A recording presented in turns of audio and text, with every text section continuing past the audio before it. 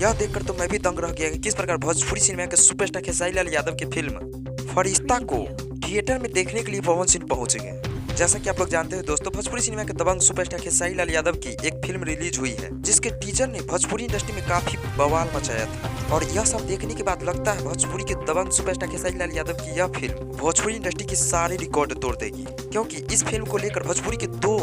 बड़े कलाकार एक हो गए हैं। अब लगता है भोजपुरी इंडस्ट्री की सारी फिल्म हिट होगी, क्योंकि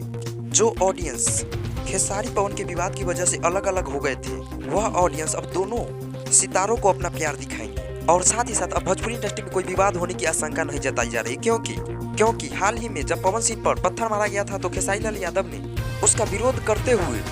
पवन सिंह के सपोर्ट में आ गए थे, जिससे लगता है कि इन दोनों स्टारों के बीच का विवाद अब खत्म हो चुका है। अब तक के लिए बस इतना ही दोस्तों।